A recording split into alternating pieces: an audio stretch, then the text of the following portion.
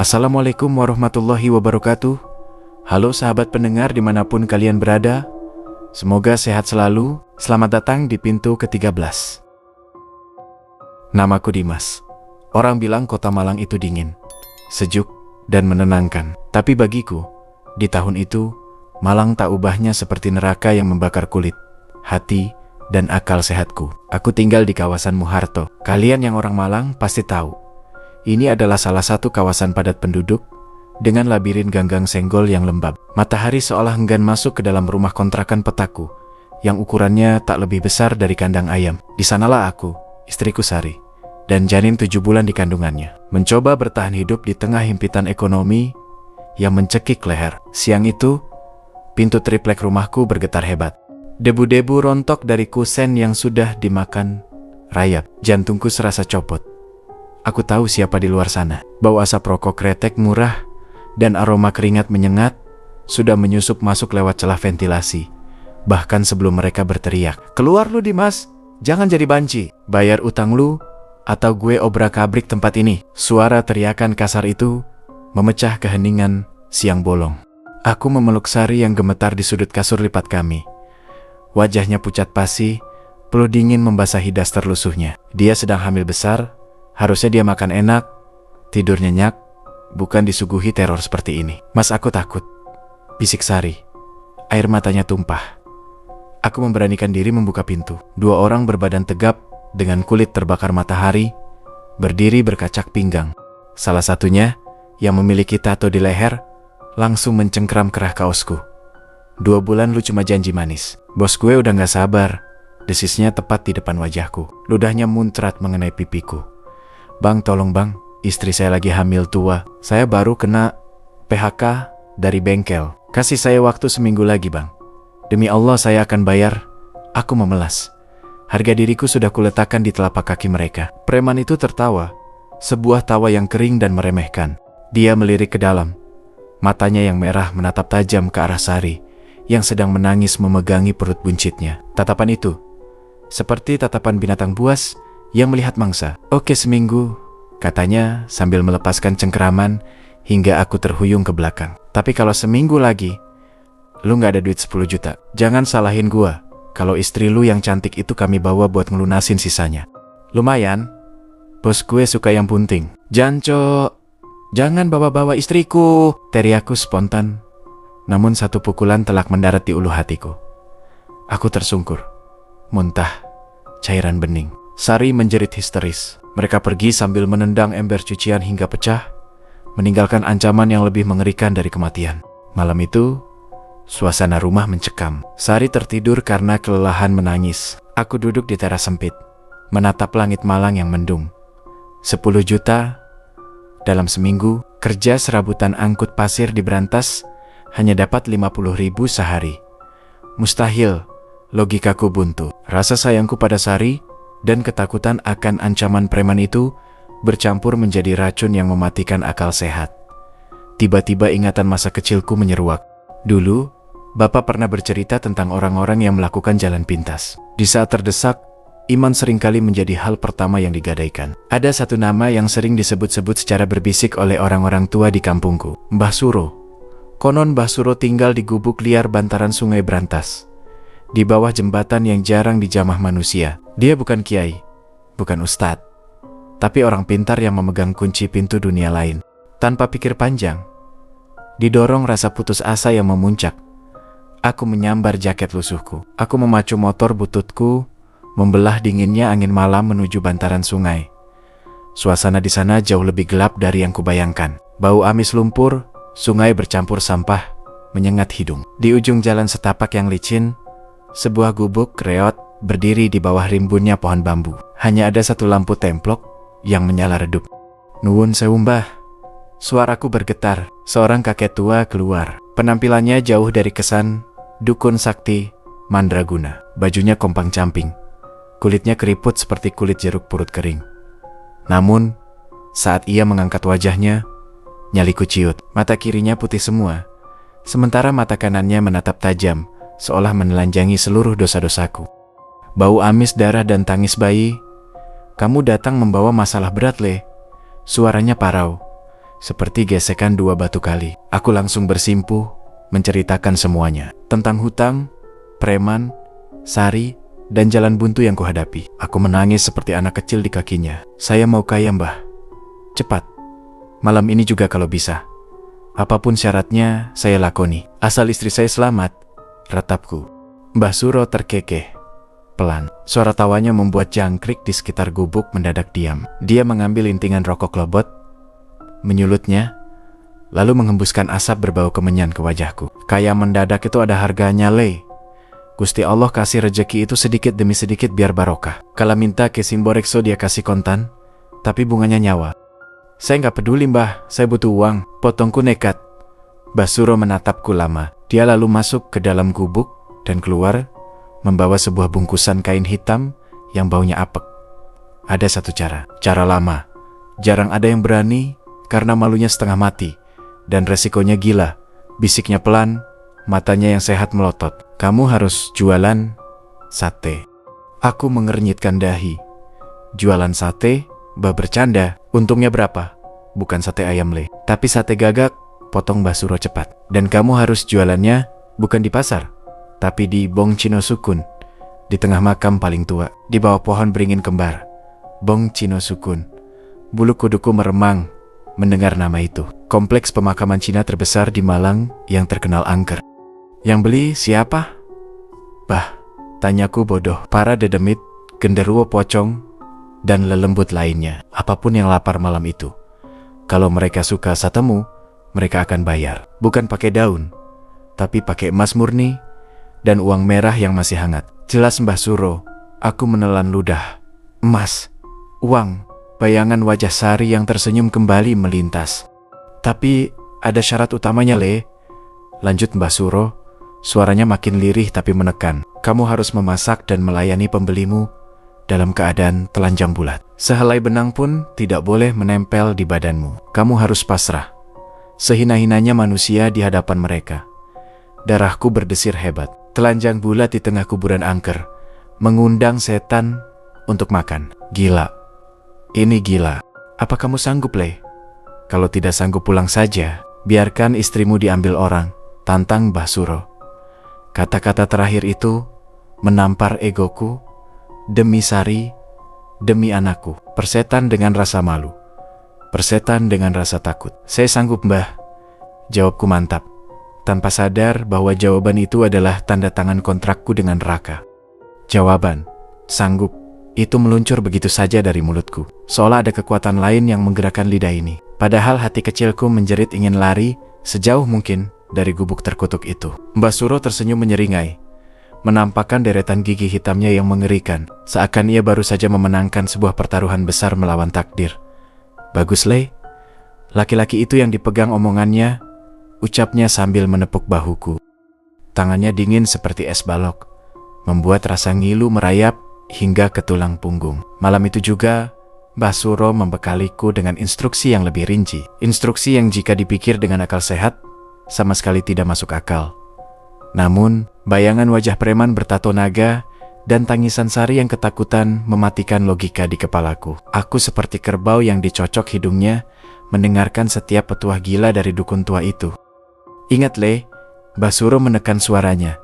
Matanya yang katarak seolah berputar mencari fokus. Gagak yang kamu pakai harus gagak hutan liar, bukan peliharaan.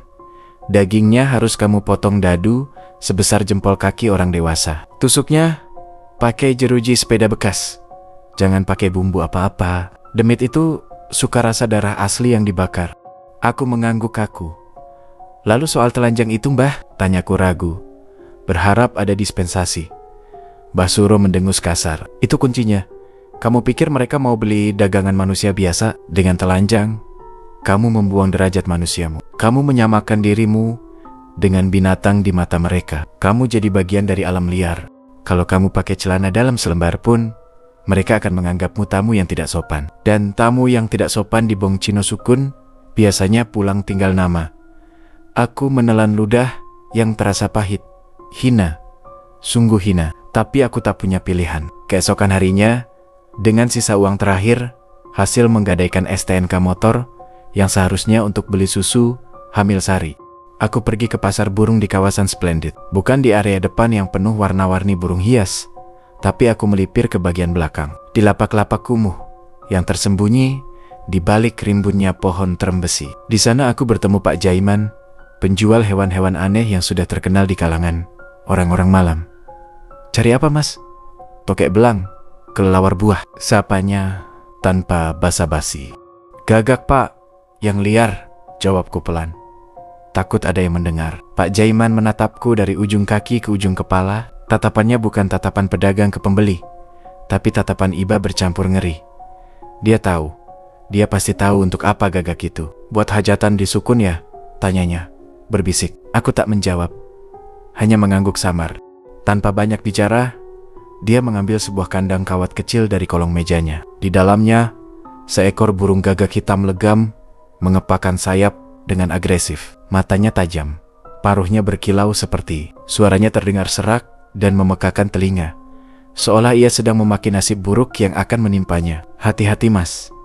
Ini gagak alas dari selatan. Jinnya kuat," kata Pak Jaiman saat menyerahkan burung itu.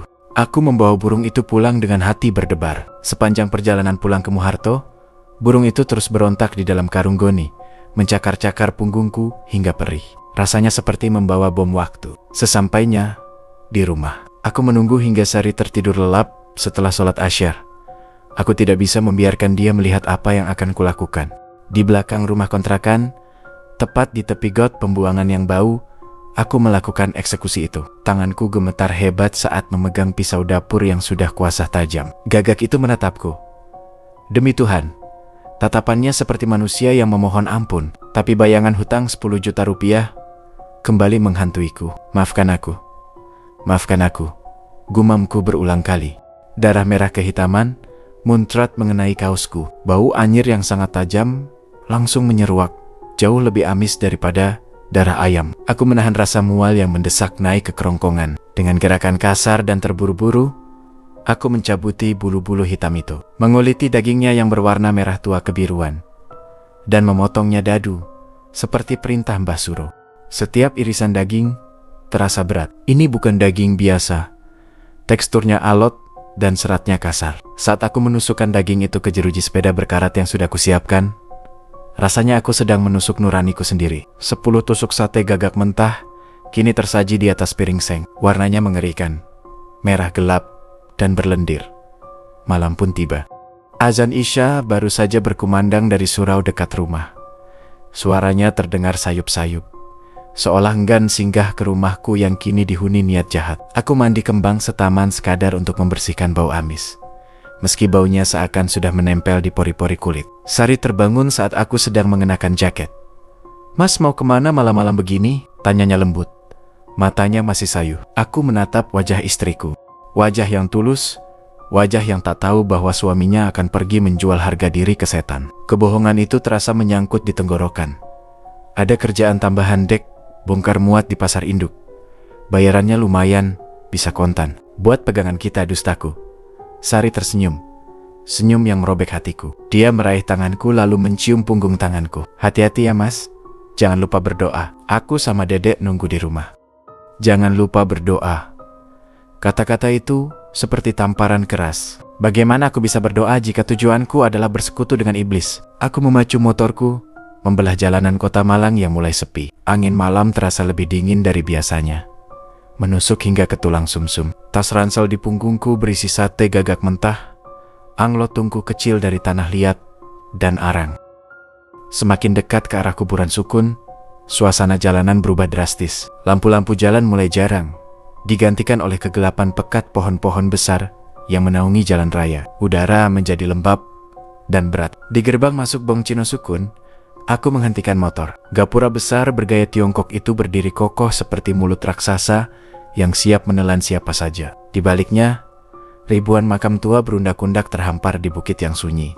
Jam menunjukkan pukul 11 malam. Masih ada 1 jam sebelum tengah malam. Waktu yang ditentukan Mbah Suro, aku menuntun motor masuk ke jalan setapak yang menanjak, mematikan mesin agar tidak menimbulkan suara gaduh. Sepi, hanya suara gesekan daun bambu dan suara burung hantu yang terdengar. Aku sampai di titik yang dimaksud. 2 pohon beringin besar yang akar gantungnya menjuntai seperti rambut kuntilanak. Di bawahnya, ada tanah lapang kecil di antara dua makam bongpai nisan Cina raksasa. Disinilah tempatnya. Disinilah aku akan melepaskan pakaianku, melepaskan kemanusiaanku, dan menjajakan daging amis ini kepada mereka yang tak kasat mata. Tanganku gemetar saat meletakkan anglo di tanah. Keringat dingin sebesar biji jagung mengalir di pelipis. Aku melihat sekeliling, gelap gulita. Namun, entah kenapa, aku merasa ribuan mata sedang mengawasiku dari balik nisan-nisan batu itu. Menunggu pertunjukan dimulai. Menunggu manusia bodoh ini telanjang bulat. Tatapan-tatapan tak kasat mata itu terasa seperti ribuan jarum yang menusuk pori-pori kulitku, mendesakku untuk segera menunaikan syarat gila yang telah disepakati. Aku berdiri mematung di antara dua pohon beringin kembar itu, nafas memburu, sementara akal sehatku berteriak menyuruhku lari dan pulang ke pelukan Sari. Namun, bayangan preman yang akan merobek perut istriku jauh lebih menakutkan daripada hantu manapun di kuburan ini. Bismillah, astagfirullah, lidahku keluh. Aku bingung harus membaca doa apa. Mungkinkah Tuhan masih mau mendengar doa hambanya yang sedang bersiap melakukan dosa besar syirik ini? Dengan tangan gemetar, aku mulai membuka jaket lusuhku. Suara resleting yang terbuka terdengar sangat keras di keheningan malam Bong Cino Sukun. Seolah-olah gema itu memantul dari satu nisan ke nisan lainnya. Jaket itu jatuh ke tanah yang lembab. Angin malam langsung menyambar kulit lenganku, membawa hawa dingin yang tidak wajar. Ini bukan dinginnya udara Malang. Ini dinginnya aura kematian. Selanjutnya, kaos oblongku. Saat kain itu melewati kepalaku, pandanganku sempat gelap sesaat. Dalam kegelapan sekejap itu, aku mendengar suara bisikan di telinga kananku, sangat dekat. Weswani tenan koele, aku tersentak kaget. Menoleh ke kanan dan kiri dengan panik. Kosong. Hanya ada bayangan dahan beringin yang bergoyang tertiup angin, menyerupai tangan-tangan kurus yang melambai memanggilku. Aku mempercepat gerakanku. Celana jeans, lalu yang terakhir celana dalamku. Kini aku berdiri telanjang bulat, tanpa sehelai benang pun yang menutupi tubuh. Rasanya sangat kerdil. Aku merasa seperti bayi merah yang dibuang ke hutan belantara.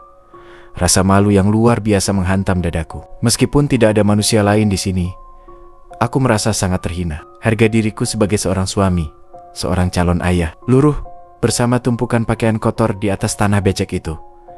Angin malam kini leluasa menampar seluruh inci tubuhku. Kulitku meremang hebat, bukan hanya karena dingin, tapi karena sensasi aneh, seolah ada tangan-tangan lembut yang meraba punggung dan pahaku. Fokus Dimas, fokus demi Sari, demi 10 juta. Mantra itu kuulang-ulang dalam hati untuk mengusir rasa takut yang mulai melumpuhkan lutut. Aku berjongkok. Pantatku yang telanjang merasakan hawa dingin yang menyengat dari tanah kuburan. Aku mulai menata arang di dalam anglo tanah liat. Tanganku yang licin oleh keringat dingin kesulitan menyalakan korek api. Api tidak mau menyala. Angin seolah sengaja meniup mati setiap percikan api yang muncul. Setan, jangan ganggu aku, humpatku, frustasi. Tiba-tiba angin berhenti total. Hening, benar-benar hening. Sampai aku bisa mendengar detak jantungku sendiri yang memukul-mukul rongga dada. Kali ini api menyambar minyak tanah yang kusiramkan ke arang. Lidah api berwarna oranye kebiruan menari-nari di kegelapan, menjadi satu-satunya sumber cahaya yang menerangi tubuh telanjangku yang pucat. Cahaya api itu menciptakan bayangan-bayangan mengerikan di dinding nisan bongpai raksasa di depanku. Nisan itu tingginya hampir 2 meter, berbentuk setengah lingkaran dengan tulisan kanji emas yang sudah memudar. Di bawah sorot api, ukiran naga di nisan itu seolah bergerak.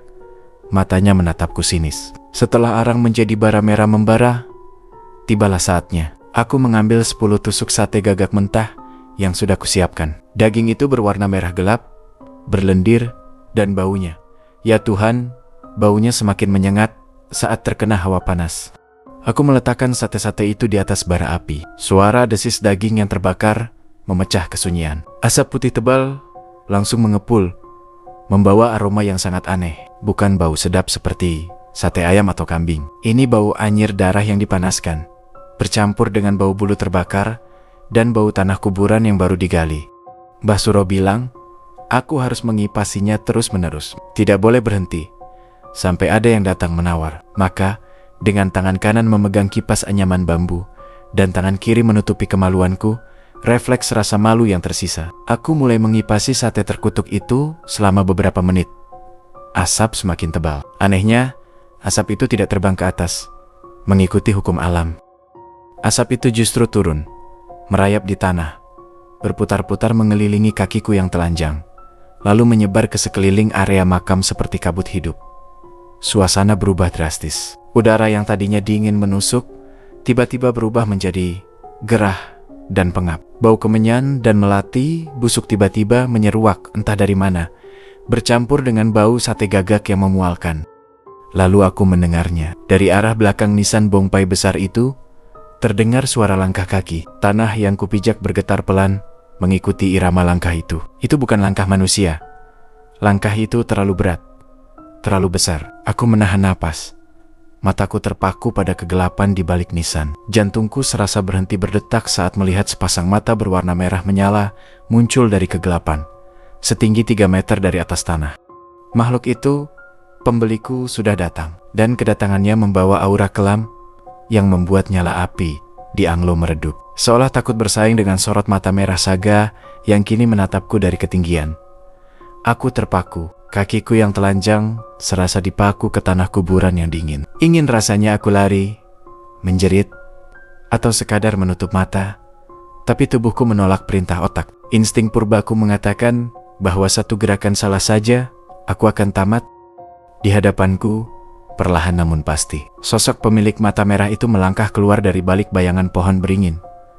Gusti Allah, desisku tercekat, tapi suara itu hilang di tenggorokan.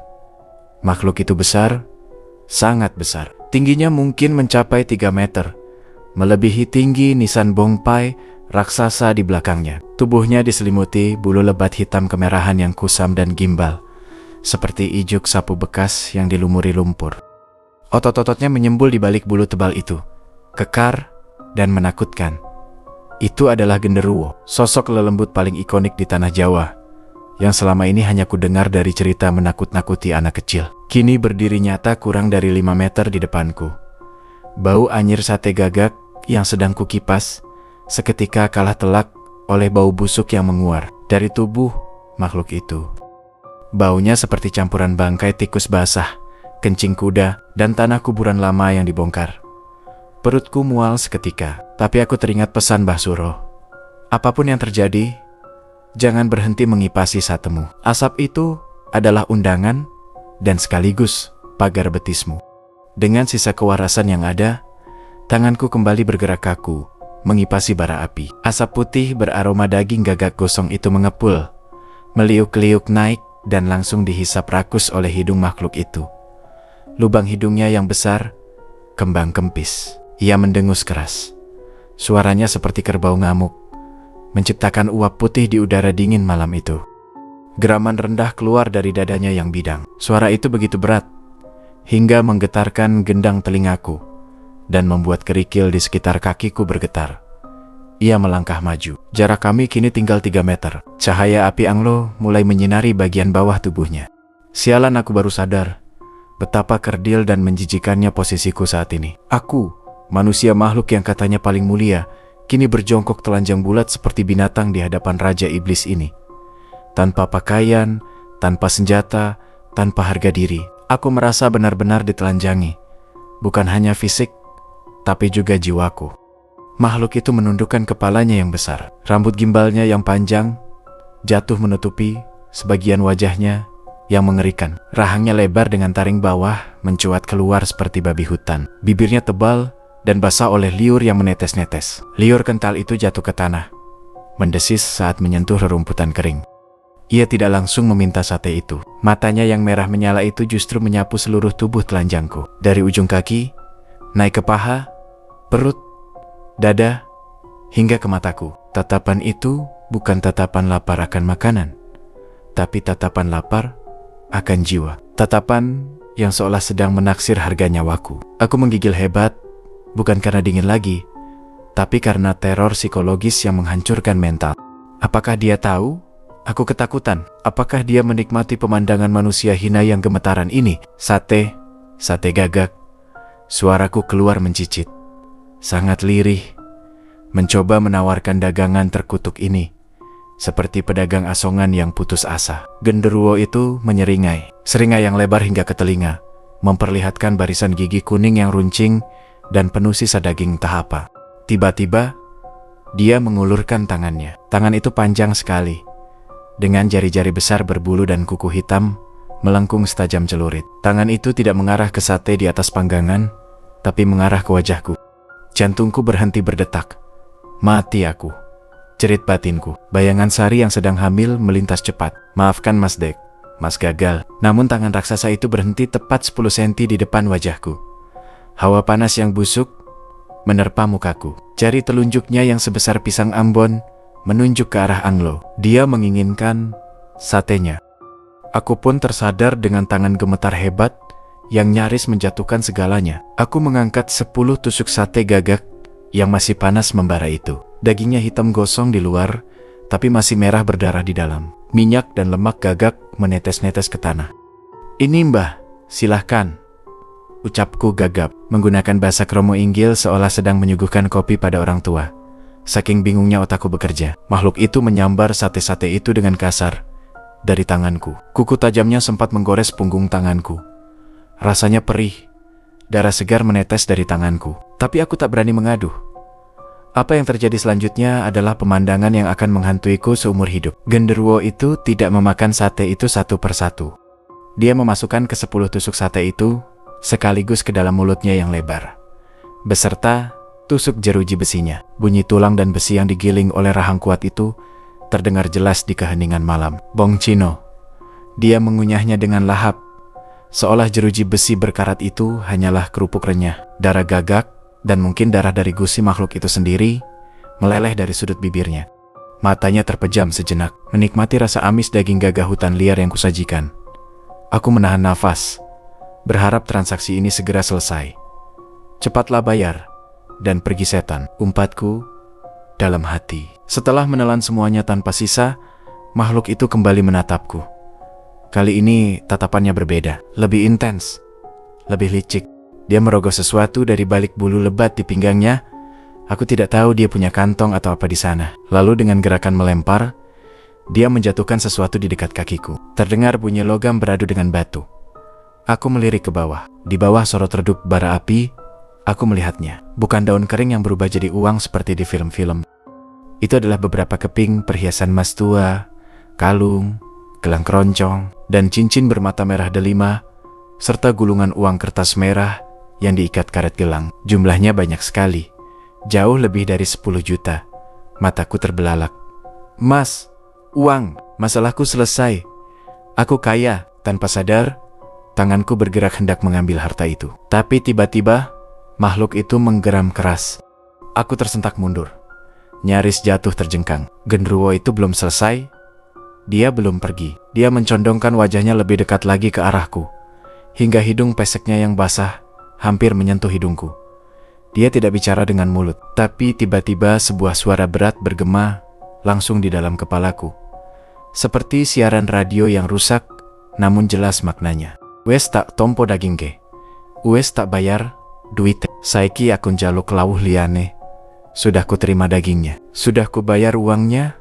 Sekarang aku minta lauk lainnya. Matanya yang merah menyala itu perlahan turun menatap lurus ke arah perutku, seolah tembus pandang melihat sesuatu yang jauh di sana. Bukan perutku yang dia lihat, tapi dia sedang melihat ke arah rumahku, ke arah Sari, ke arah janin yang sedang dikandung istriku. Dia menyeringai lagi, lebih lebar dan lebih mengerikan. Seringai lebar penuh ancaman itu masih terbayang jelas, seolah dicap permanen menggunakan besi panas di retinaku.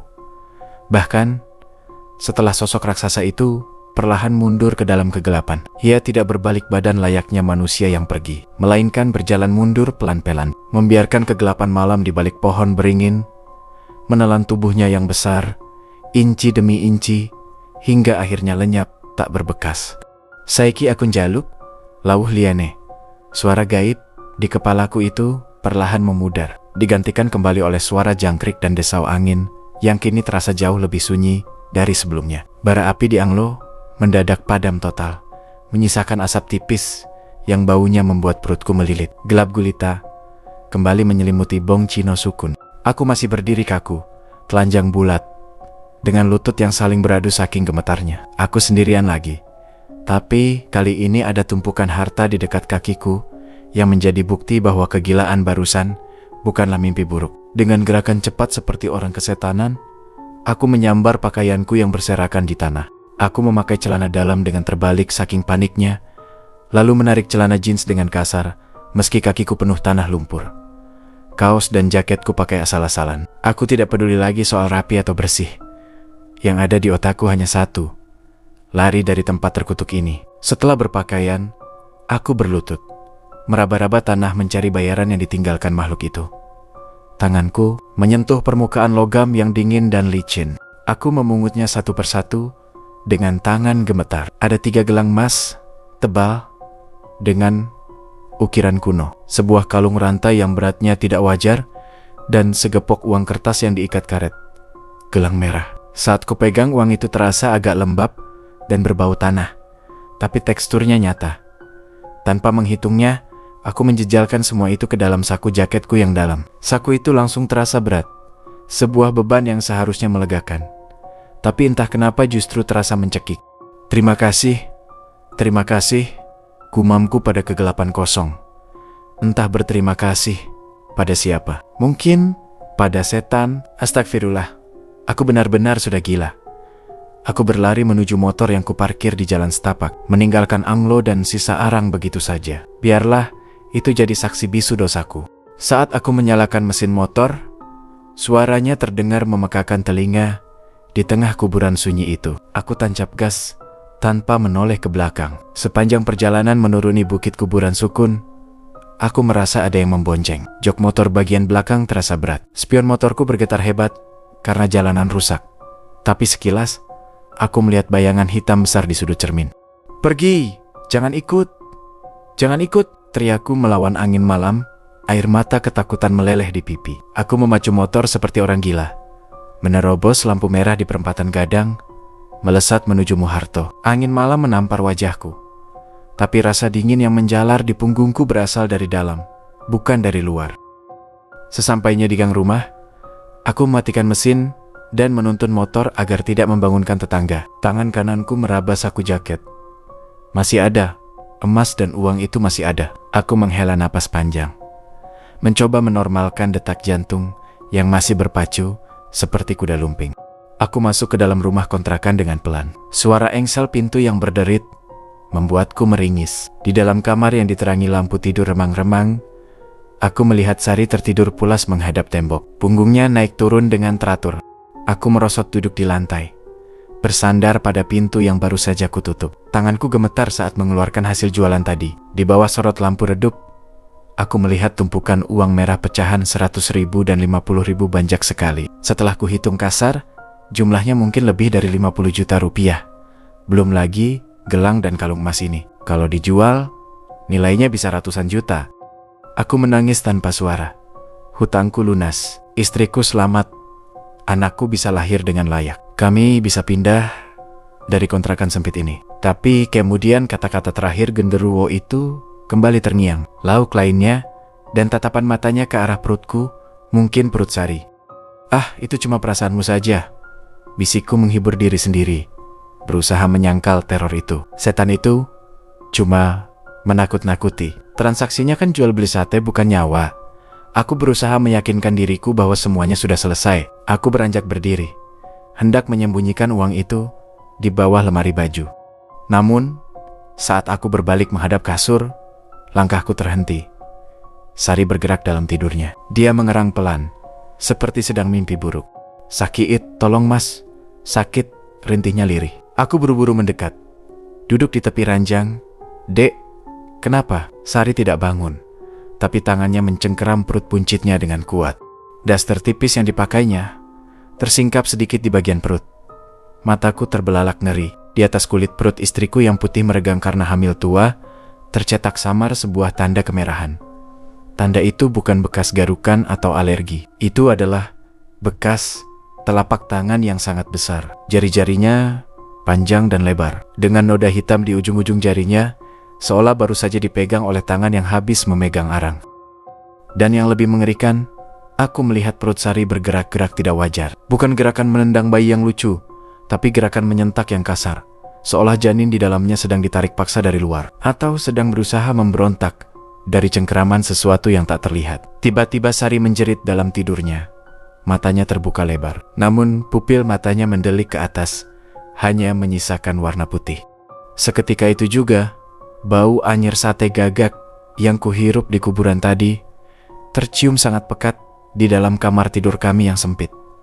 Makhluk itu, dia tidak menunggu nanti. Dia sudah datang menagih lauknya malam ini juga.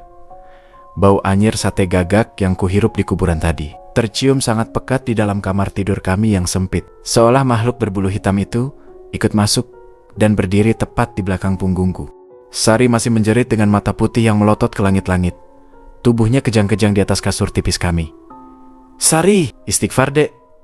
Sadar, teriakku panik. Aku mengguncang bahunya keras-keras, berusaha memutus kontak gaib apapun yang sedang merasukinya.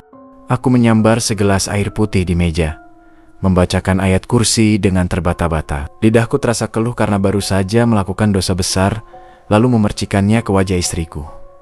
Sari tersentak hebat. Nafasnya memburu seperti orang yang baru saja tenggelam dan kehabisan oksigen. Perlahan, bola mata hitamnya kembali turun ke posisi normal. Tatapan kosong itu berganti menjadi bingung dan ketakutan. Mas Dimas sakit, Mas."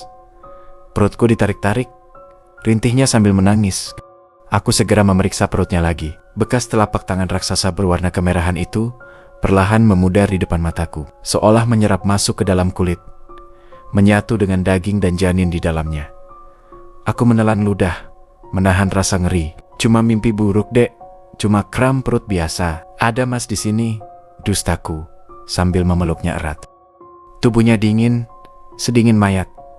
Padahal udara malam-malam itu tidak seberapa menusuk di dalam kamar. Malam itu aku tidak tidur sedetik pun. Aku berjaga sambil memeluk tas berisi uang dan emas hasil ritual, waspada jika bayangan hitam itu muncul lagi dari sudut kamar. Keesokan paginya, saat matahari terbit, keberanianku yang sempat hilang perlahan kembali seiring dengan cahaya terang. Logika keserakahan manusia mulai bekerja lagi. Aku punya uang. Banyak uang. Hal pertama yang kulakukan adalah mendatangi markas debt collector itu. Dengan angkuh kulemparkan gepokan uang 15 juta ke atas meja bos preman itu. "Lunas, jangan pernah injak bayangan istriku lagi, atau kutendang kepala kalian." Ancamku, merasa gagah karena uang di saku.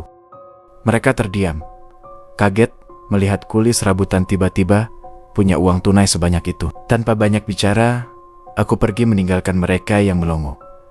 Rasanya puas, sangat puas. Beban ribuan ton di pundakku hilang seketika. Siangnya, aku mengajak Sari pindah. Aku beralasan mendapat bonus besar dari proyek bangunan milik bos baru.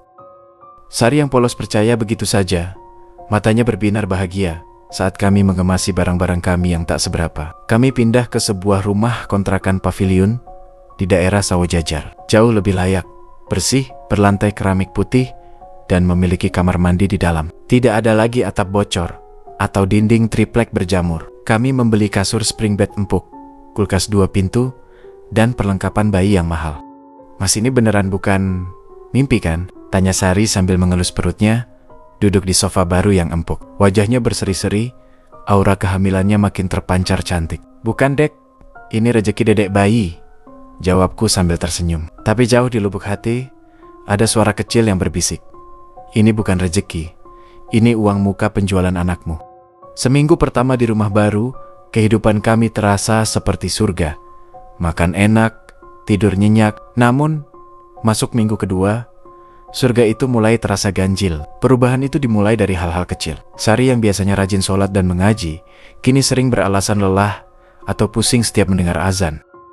Dia jadi lebih sering melamun di teras belakang rumah yang menghadap ke kebun kosong, menatap kosong ke arah rerimbunan pohon pisang berjam-jam lamanya. Lalu, nafsu makannya berubah drastis. Sari yang dulu suka sayur bening dan tempe, tiba-tiba menjadi rakus pada daging. Awalnya wajar, dia minta dibelikan sate kambing, rendang, atau stek daging sapi setiap malam. Aku menurutinya. Toh uangku masih banyak, mungkin lagi ngidam, pikirku.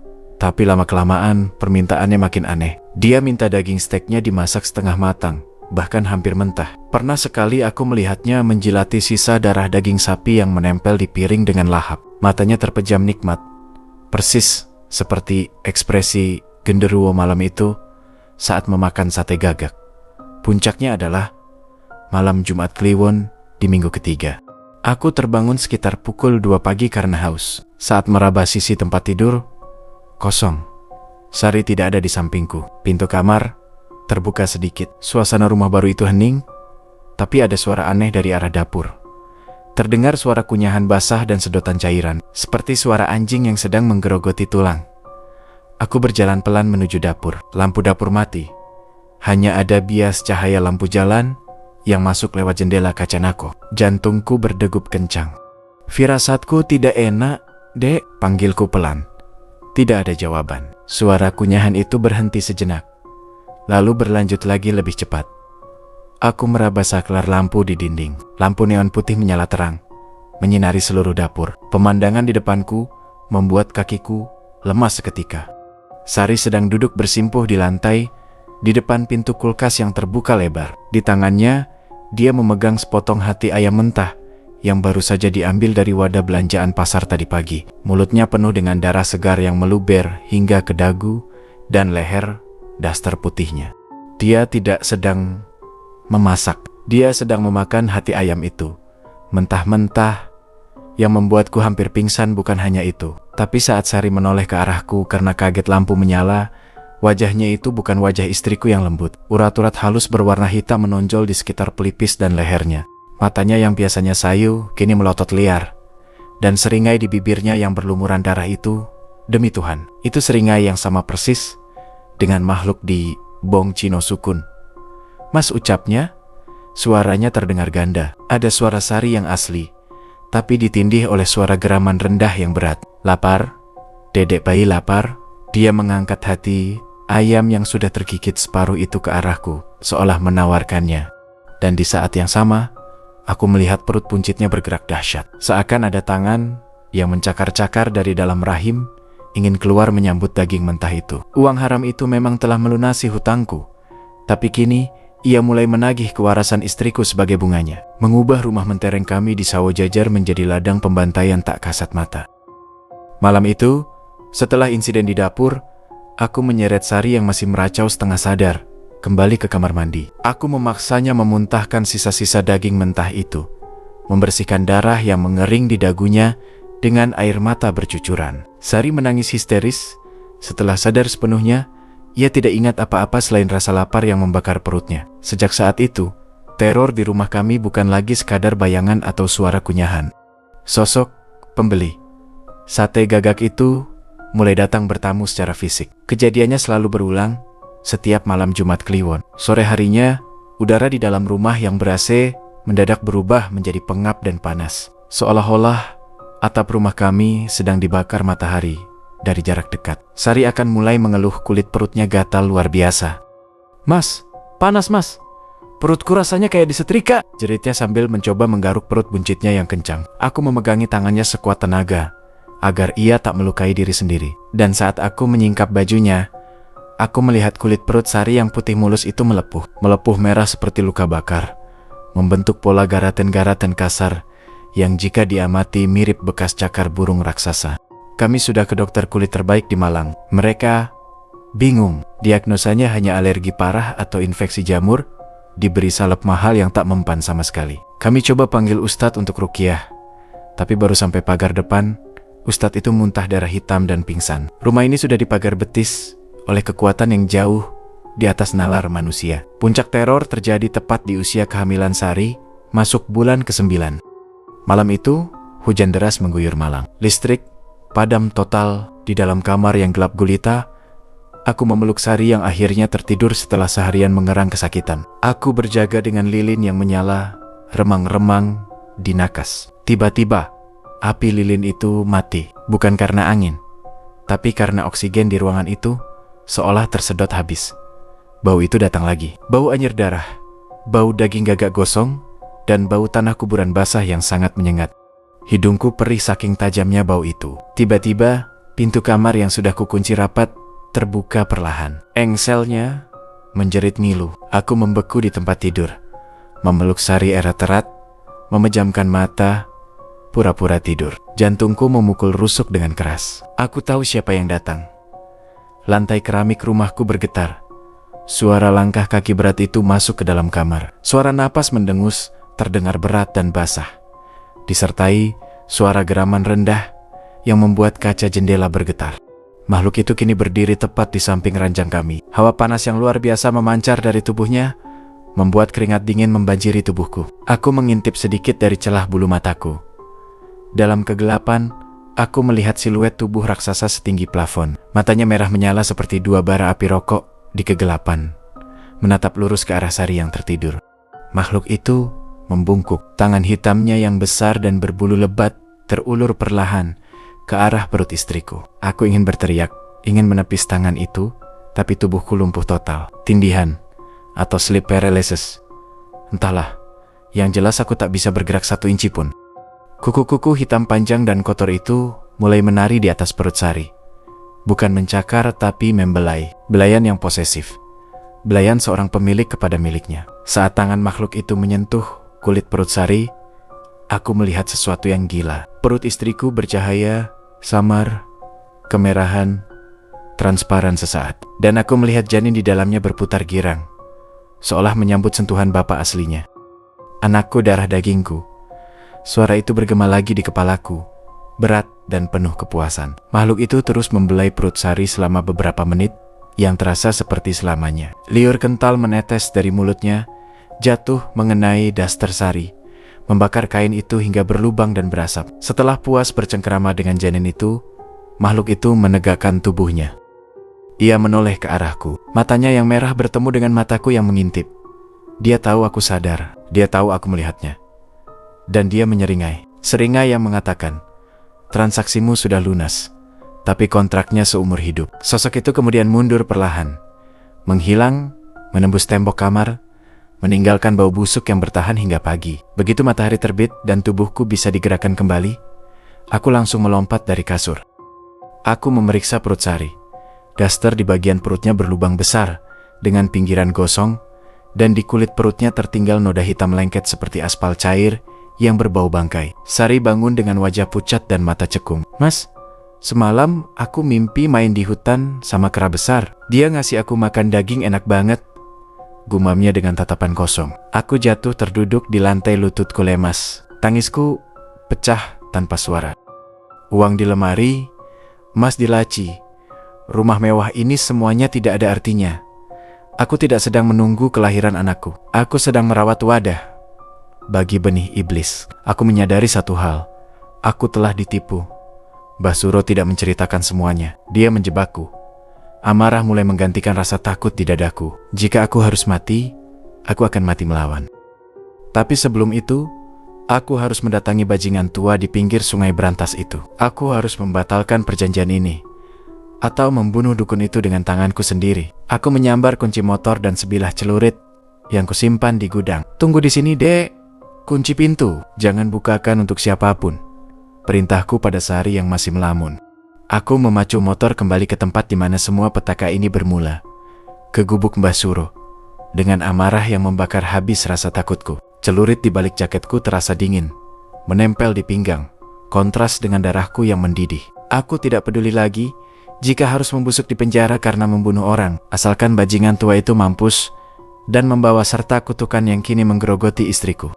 Langit sore itu mendung pekat, seolah alam merestui niat jahatku. Sampai di bantaran sungai berantas, suasana terasa jauh lebih mencekam daripada kunjungan pertamaku. Pohon-pohon bambu bergesekan menimbulkan suara yang nyaring, dan bau anyir sungai terasa lebih busuk, bercampur bau bangkai yang menyengat. Tanpa mematikan mesin motor, aku melompat turun dan berlari menerjang semak belukar menuju gubuk reot itu.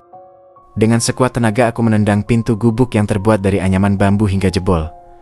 Keluar kau, dukun sesat, balikin anakku, teriakku sambil menghunus celurit. Pemandangan di dalam gubuk membuat langkahku terhenti sejenak. Mbah Suro sedang duduk bersila di tengah ruangan yang remang-remang. Dia tidak kaget, dia tidak lari, dia justru sedang merokok klobot dengan santai, seolah sudah menunggu kedatanganku. Di depannya tersaji sebuah nampan berisi sesajen. Bunga kantil, telur ayam kampung, dan foto pernikahanku dengan Sari yang sudah dikoret-koret dengan darah. Sudah datang Tule, sabar, sing bau rekso belum kenyang. Ucapnya tenang, asap rokok mengepul dari mulutnya yang hitam. Jancok, apa yang kau lakukan pada istriku, Mbah? Kau bilang cuma jual sate. Kau bilang bayarannya cuma harga diri, bentakku. Mengacungkan celurit tepat ke wajahnya yang keriput. Mbah, Suro terkekeh. Suara tawanya kering dan serak, seperti gesekan amplas kasar. Dia menatapku dengan mata kataraknya yang putih. Namun kali ini sorotnya penuh ejekan. Kamu pikir kekayaan instan itu gratis? Kamu pikir Raja Lelembut di Bong Cino itu mau menukar emas dengan daging burung gagak murahan? Cemoohnya, kamu itu bodoh, Dimas. Sate gagak itu cuma simbol pernikahan. Tanganku gemetar menahan emosi. Maksudmu apa? Ritual telanjang itu bukan untuk mempermalukanmu. Itu adalah ritual penyerahan wadah. Saat kamu menyajikan sate itu, kamu sebenarnya sedang menikahkan istrimu secara gaib dengan genderuwo itu. Mbah Suro menjelaskan dengan nada datar yang mengerikan. Uang dan emas itu adalah maharnya. Dan janin di perut istrimu, itu adalah hasil dari malam pertama mereka yang kau restui sendiri. Kakiku lemas. Celurit di tanganku nyaris jatuh. Jadi selama ini, aku sendiri yang menjual istri dan anakku. Aku sendiri yang menjadi wali nikah bagi setan itu. Kenapa? Kenapa harus aku, Mbah? Tanyaku lirih. Air mata kemarahan menetes. Mbah Suro menyeringai, memperlihatkan gigi-giginya yang runcing. Karena umurku sudah habis, Le. Aku sudah mengabdi pada Sing Bau Rekso selama 50 tahun. Kontrakku selesai bulan ini. Kalau aku tidak menyerahkan pengganti, nyawaku yang akan diambil. Jadi aku tumbalkan kamu dan keluargamu sebagai ganti nyawaku. Adil, kan? Pengakuan itu meledakkan kewarasanku. Mati, kau iblis! Aku menerjang maju, mengayunkan celurit sekuat tenaga ke lehernya. Celuritku terpental seolah menghantam tembok baja yang tak terlihat, padahal jaraknya tinggal 1 inci dari leher Mbah Suro. Tanganku kesemutan hebat. Mbah Suro masih duduk tenang, tapi mulutnya komat kamit membaca mantra. Siasatmu sia-sia, Le. Kamu sudah terikat darah, ejeknya.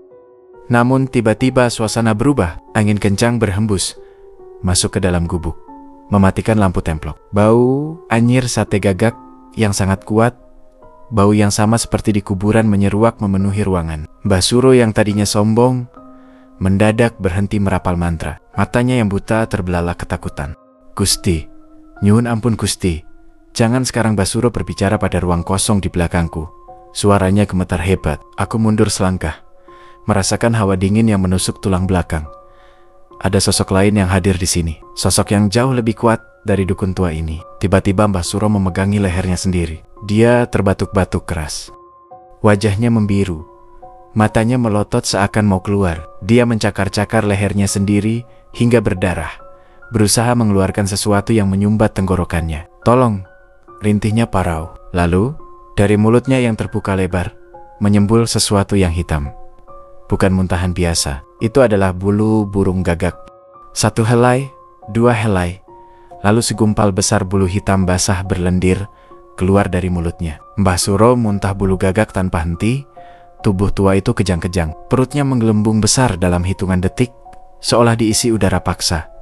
Lalu suara robekan daging terdengar memilu. Perut Mbah Suro pecah, tapi yang keluar bukan usus, melainkan ratusan burung gagak hitam kecil yang berlumuran darah. Burung-burung itu langsung terbang menabrak dinding gubuk, menciptakan kekacauan luar biasa. Mbah Suro tewas seketika dengan mata melotot dan mulut penuh bulu. Dia dikhianati oleh tuannya sendiri. Genderuwo itu tidak membutuhkan abdi tua yang licik lagi. Dia sudah memiliki anak yang akan segera lahir. Mbah Suro dianggap sampah yang harus dibuang. Aku berdiri mematung di tengah hujan darah dan bulu gagak, menyaksikan kematian yang mengerikan itu. Namun, rasa lega tidak datang. Justru rasa panik yang luar biasa menghantamku. Jika Mbah Suro mati, siapa yang bisa membatalkan kutukan ini? Tiba-tiba ponsel di saku celanaku bergetar panjang. Nama istriku muncul di layar. Dengan tangan berlumuran darah Mbah Suro, aku mengangkat telepon itu. Halo Dek, suara di seberang sana, bukan suara Sari, tapi suara tetangga sebelah rumah, Bu RT, yang terdengar histeris. Pak Dimas, Cepat pulang, Pak. Bu Sari ketubannya pecah. Tapi air ketubannya hitam pekat, Pak. Dan perutnya berwarna merah legam. Cepat pulang, Pak. Jantungku berhenti berdetak. Ini belum waktunya. Usia kandungannya baru 8 bulan lebih sedikit. Tapi anak itu memaksa keluar sekarang. Tanpa mempedulikan mayat Mbah Suro yang dikerubungi lalat, aku berlari kembali ke motor. Tahan, Dek. Mas pulang. Mas lagi jalan pulang. Teriakku seperti orang gila. Malam telah jatuh sempurna. Dan malam ini adalah malam Jumat Kliwon. Waktu di mana batas antara dunia manusia dan dunia mereka menjadi setipis kulit bawang. Aku membelah jalanan kota Malang seperti orang kesurupan. Mengabaikan lampu merah, mengabaikan klakson kendaraan lain yang memaki. Karena di telingaku hanya terngiang satu suara. Jeritan Sari yang memanggil namaku dari balik telepon tadi. Sesampainya di rumah kontrakan Sawo Jajar, pemandangan kacau balau menyambutku. Para tetangga berkumpul di halaman, tapi tidak ada satupun yang berani masuk. Wajah mereka pucat pasi. Beberapa menutup hidung dengan kain. Jangan masuk, Pak. Baunya seperti mayat yang sudah seminggu, teriak Pak RT, menahan lenganku saat aku hendak menerobos pintu. Minggir, istriku di dalam, bentakku sambil menepis tangannya kasar. Aku mendobrak pintu kamar utama. Bau busuk yang menyengat langsung memukul wajahku, membuatku nyaris muntah. Di atas kasur spring bed mahal yang kami beli dengan uang haram itu, Sari tergolek lemah. Spray putih yang melapisinya kini berwarna hitam pekat, basah oleh cairan kental yang terus mengalir dari sela paha istriku. Itu bukan air ketuban biasa, itu seperti lumpur got yang bercampur minyak mentah. Mas sakit, dia mau keluar. Dia mencakar-cakar jalan lahir. Rintisari, wajahnya kurus kering hanya dalam hitungan jam. Matanya cekung, seolah seluruh energi kehidupannya telah dihisap habis oleh janin di dalamnya. Tanpa pikir panjang, aku membopong tubuh Sari. Tubuhnya terasa sangat ringan, tapi perutnya terasa panas, membara, dan berat seperti batu nisan. Kita ke rumah sakit, Dek. Tahan ya. Aku membaringkannya di jok belakang mobil baruku. Sebuah mobil SUV hitam yang juga kubeli dari uang setan itu. Ironis, kendaraan yang kubanggakan ini kini menjadi ambulans kematian bagi keluargaku. Aku tancap gas menuju rumah sakit Saiful Anwar. Jaraknya seharusnya hanya 15 menit dari Sawo Jajar. Namun, malam itu, kota Malang seolah bersekongkol dengan iblis untuk menyesatkan kami. Aku menyetir dengan kecepatan tinggi. Tapi anehnya, jalanan yang kulewati terasa asing. Lampu-lampu kota perlahan meredup, digantikan oleh kabut tebal yang turun mendadak. Pohon-pohon di pinggir jalan tumbuh semakin besar dan rapat, membentuk terowongan gelap yang tak berujung. Mas, kok bau kemenyan? Bisik Sari lemah. Aku melihat GPS di ponselku. Layarnya berkedip-kedip kacau. Jarum penunjuknya berputar-putar, tidak tentu arah. Sebelum akhirnya mati, total dengan tulisan merah, tujuan tercapai. Aku menginjak rem mendadak. Mobil berhenti dengan decitan ban yang nyaring. Jantungku berhenti berdetak saat melihat keluar jendela. Kami tidak berada di lobi IGD rumah sakit. Kami berada di depan sebuah gapura besar bergaya Tiongkok yang sangat familiar. Bong Chino Sukun. Kami kembali ke sini, ke tempat di mana aku menjual harga diriku, ke tempat di mana akad gaib itu terjadi. Makhluk itu tidak mengizinkan anaknya lahir di tempat yang bersih dan steril. Dia ingin anaknya lahir di tanah kekuasaannya. Sari menjerit panjang. Suaranya melengking, memecah kesunyian kuburan. Tubuhnya melengkung ke atas, tulang punggungnya berbunyi kretek-kretek yang mengerikan. Mas, tolong mas, sudah keluar kepalanya, teriak Sari histeris. Aku melompat ke jok belakang, panik luar biasa. Tidak ada dokter, tidak ada bidan, hanya aku, istriku yang sekarat, dan ribuan nisan batu yang menjadi saksi bisu. Aku menyingkap daster Sari. Pemandangan di hadapanku membuat darahku membeku. Jalan lahir itu robek lebar, dan dari sana menyembul sebuah kepala bayi yang penuh dengan rambut hitam lebat. Tapi yang membuatku gemetar, bayi itu tidak menangis. Dia tertawa. Suara tawanya kecil, melengking, mirip suara Kiki kuntilanak. Tarik mas, tarik. Sari mencengkeram lenganku kuat-kuat. Kukunya menancap hingga berdarah. Dengan tangan gemetar dan air mata bercucuran, aku menarik kepala bayi itu. Licin, lendir hitam pekat melumurinya. Bayi itu keluar sepenuhnya. Suasana hening, angin di kuburan sukun mendadak berhenti. Suara jangkrik lenyap. Alam semesta seolah menahan nafas menyambut kelahiran makhluk ini. Aku memandang bayi di tanganku. Bayi laki-laki, badannya besar. Jauh lebih besar dari bayi normal. Kulitnya merah kehitaman. Tapi saat dia membuka matanya, Allahu Akbar. Desisku mundur ketakutan, nyaris menjatuhkannya. Bayi itu tidak memiliki bagian putih di matanya. Seluruh bola matanya hitam legam, pekat seperti tinta, memantulkan kegelapan malam. Dan di bahu kirinya, tercetak jelas tanda lahir berbentuk telapak tangan raksasa berwarna ungu lebam, tanda kepemilikan sang ayah sejati. Bayi itu menatapku. Tatapan itu cerdas, jahat, dan purba. Itu bukan tatapan bayi yang baru lahir. Itu tatapan genderuwo yang kukenal. Mas, panggil Sari lirih. Suaranya nyaris tak terdengar. Aku menoleh ke arah istriku. Sari tersenyum, tapi senyumnya kaku. Matanya menatap langit-langit mobil dengan pandangan kosong. Dadanya tidak lagi naik turun. Aku mengguncang tubuhnya, tapi rasanya dingin. Tangannya terkulai lemas. Darah hitam berhenti mengalir. Sari, istriku yang solehah, istriku yang sabar telah pergi. Nyawanya diambil sebagai penutup transaksi. Harga kekayaanku bukan hanya sate gagak. Harga kekayaanku adalah nyawa istriku dan jiwa anakku. Tiba-tiba, bayi di pangkuanku bergerak. Dia tidak menangis mencari ibunya. Dia justru merangkak naik ke dadaku, mencengkeram kerah bajuku dengan tangannya yang kuat luar biasa. Bayi itu membuka mulutnya dan mengeluarkan suara burung gagak yang serak dan keras. Dari luar mobil, ribuan burung gagak berterbangan turun dari pohon beringin. Hinggap di atap mobil, di kap mesin, di nisan-nisan sekitar, menyahuti panggilan tuan muda mereka. Suara kepakan sayap dan koak gagak memenuhi malam Jumat Kliwon itu, menciptakan simfoni kematian yang mengerikan. Aku duduk terpaku di dalam mobil mewah yang berlumuran darah, memeluk mayat istriku di satu tangan dan menggendong anak iblis di tangan lainnya. Di kejauhan, di antara bayangan pohon beringin kembar, aku melihat sosok tinggi besar bermata merah itu berdiri tegak. Dia mengangguk pelan ke arahku seolah berkata, "Lunas. Sekarang, aku punya segalanya. Uang bermiliar-miliar, rumah mewah, emas permata. Tapi aku hidup dalam neraka dunia. Aku harus membesarkan anak ini. Anak yang setiap malam Jumat Kliwon tidak mau minum susu, melainkan meminta darah segar dari ayam cemani yang harus kusembelih sendiri." Dan inilah Dimas, seorang bapak yang menjual jiwanya demi harta, dan kini harus menjadi pengasuh bagi putra sang genderuwo. Terima kasih untuk kalian semua yang sudah menonton sampai selesai.